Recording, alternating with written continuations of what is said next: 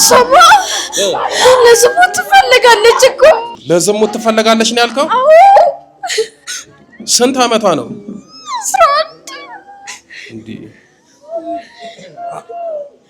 ወይ ጉድ! አሁን ደግሞ ይሄ ምን ይባላል? የ11 አመት ልጅ ገና ሰውነቷ ያልጠነከረ ለአቅመ ሔዋን ያልደረሰች ምንም ያላወቀች ሕፃን ልጅ ለዝሙት። መቼም አንዳንዴ እናያለን እንሰማለን። ያለ እድሜያቸው በሕፃንነታቸው የዝሙት ህይወት ውስጥ ሲገቡ አቤት የከሊት ልጅማ ባለጌ ናት፣ ነውረኛ ናት እንላለን። እንዲህ አይነት መንፈስ እያለ ደግሞ ልጆቹን የማይወጡበት ህይወት ውስጥ ይከታቸዋል። ምን ልታረጋት ነበር መጨረሻ? ከሰው የበታች እንድትሆን በቃ ውርደታም እንድትሆን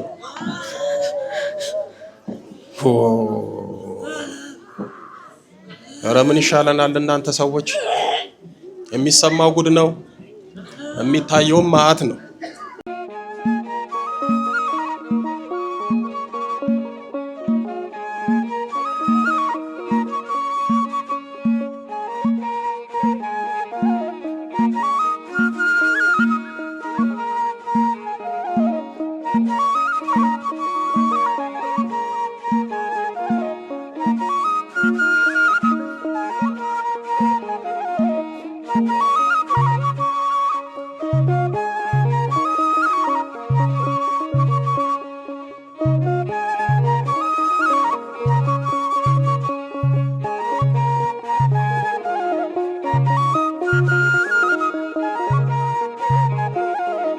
እስኪ ናንተኛ ና ወደዚህ ና ነው ምን በሰላሴ ስም ና ምንድነው ቆንጥር የሚያደርግህ? እሺ ምንድነው ያለው?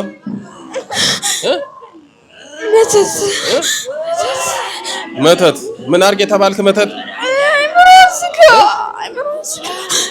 ምን አድርግ? አይምሯን ዝጋ። እሺ ሌላስ?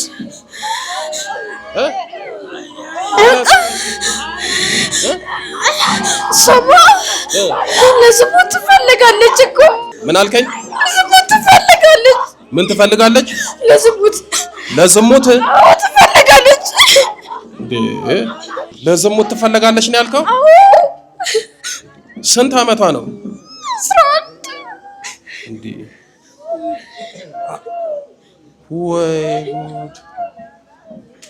11 አመት እኮ ገና ሕፃን ናት። ለአቅመ ሔዋን እኮ አልደረሰችም። ለምንድን ነው ለዝሙት የፈለጋችኋት? በቃ ክፋት ስላለባቸው ነው። እሺ ሌላ ምን አረጋችኋት? ትምህርት ዘጋባት። ትምህርት ዘጋችሁ? ጓደኞቿ ያወዷት። እሺ ልታዘሙታት ነው የምትፈልገው? አዎ ግን አልቻልኩም። አሁን ደግሞ ይሄ ምን ይባላል? የ11 አመት ልጅ ገና ሰውነቷ ያልጠነከረ ለአቅመ ሔዋን ያልደረሰች ምንም ያላወቀች ሕፃን ልጅ ለዝሙት። መቼም አንዳንዴ እናያለን እንሰማለን። ያለ እድሜያቸው በሕፃንነታቸው የዝሙት ህይወት ውስጥ ሲገቡ አቤት የከሊት ልጅማ ባለጌ ናት፣ ነውረኛ ናት እንላለን። እንዲህ አይነት መንፈስ እያለ ደግሞ ልጆቹን የማይወጡበት ህይወት ውስጥ ይከታቸዋል። በጣም ነው የሚያሳዝነው። አልፎ ተርፎም ያስደነግጣል። አልደነገጣችሁም? ያስደነግጣል። የ11 አመት ሕፃን ልጅ ምኑን ታውቃለች ስለ ዝሙት? ግን የ7500 ዓመት ልምድ ያለው ሰይጣን አይደለም እቺን ልጅ ማዘሞት ምንም ማድረግ ይችላል። ልምድ አለው። የማይፈልጉትን ነገር ያለ እድሜያቸው ማስደረግ ይችላል። እሺ እስኪ እናት ነይ እስኪ ዝም በል። እሺ ስም አትናገር። የቤተሰብ ነህ? የምቀኛ ጎረቤት? የምን መተት ነህ? የቤተሰብ ዝም በል ተው፣ ዝም በል። እሺ ልጅሽ ናት? አዎ ልጄ ናት። ምንድነው ጉድ የሚያወራው? እንደው እቺን ሕፃን ልጅ እንግዲህ ቤት በጸሎት ሰዓትም አውርቶ ነበረ። ሚስጥር አጋልጧል። በእርግጥ እሺ በባለፈው እዚህ ጸበል የተወሰነ ነክቷት ነበረ። ተሸጉጦ ነው የሄደው። አሁን ከዛ በኋላ አሁን ሳምንት ይሆናታል ቤት ነች። እኔም ስራ ፈትቼ በሷ ምክንያት በቤት ከሷ ጋር ነኝ ያለሁት። ስራ ፈተሽ ከሷ ጋር ከቤት በቃ ችግር ላይ ነሽ። ፈተናውን የሚቀጥለው ሳምንት ናት። መቆማም መሄድ አትችልም። ያንገዳግዳታል። በቃ አልቻለችም። ጸሎትም እናደርጋለን፣ እንቀጠቅጣለን። በዛም በእንትን ነው አድብቶ ነው ያለው እና ሆዷ ውስጥም የሰራው ነገር አለ። በብስኩት የተሰጣት አለ መተት። ሆዷ ውስጥም ትላትል ነው ምናምን ፈጥር ያለው ብላ ይንቀሳቀሳል አልፎ አልፎ። ወይ እናት ዳዋ ምንም ባማታቀው። እሺ ምን ልታረጋት ነበር መጨረሻ ከሰው የበታች እንድትሆን በቃ ውርደታም እንድትሆን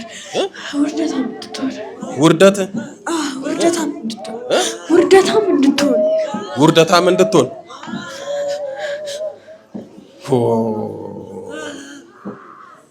ኧረ ምን ይሻለናል እናንተ ሰዎች? የሚሰማው ጉድ ነው፣ የሚታየውም መዓት ነው።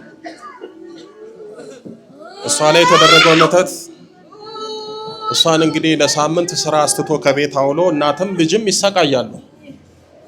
እስኪ እንዴት ነበር የምትጥላት የምታንገዳግዳት? ወደ ኋላ ጥላታለሁ። እስኪ ሳትጎዳት እንዴት ነው የምትጥላት? እሺ ወደ ኋላ ትጥላታለህ። የት ነው የምትጥላት? ቤት ውስጥ። እሺ ወደ ኋላ ትጥላታለህ። ሌላስ? በቃ ወደ ኋላ እንጥላታለን። እሺ መተት ሌላ ማን ያለው? ቡዳ። ሌላስ?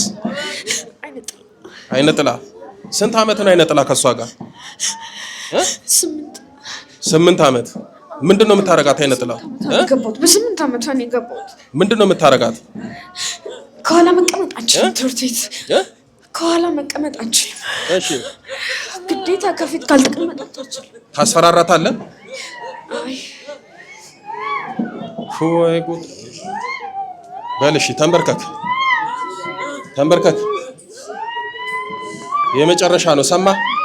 ከዚህ በኋላ ብትታደስ ዝም በል አንተ አትጩህ። ብትመለስ 40 ነው የምትገረፈው። በልጥራ በስላሴ ስም በዛሬው ዕለት ባሉት ዝም በል አንተ።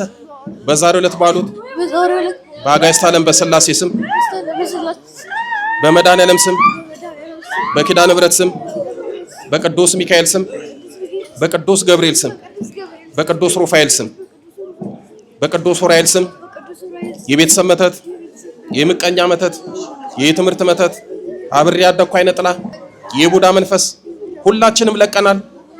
በስላሴ ስም ለዘላለም በሲኦል ታስረናል። የዘጋነውን እድሎቿን በኪዳነ ምሕረት ስም ከፍተናል። የመጨረሻችን ነው። በዛሬው ዕለት የዋሉት አጋዕዝተ ዓለም ስላሴ ይፍረዱብን። ከእንግዲህ በኋላ በህይወቷ በትምህርቷ አንፈትናትም። በል 7 የጩና አውጡ ቶሎ በል። 1 ቀጥል 2 3 4 5 6 ገንዝ እናሄድ። ቅዱስ ገብርኤል በስላሴ ስም ሲኦል ያወርድ መልአኩ። ኪዳነ ምሕረትን አመስግኑላት።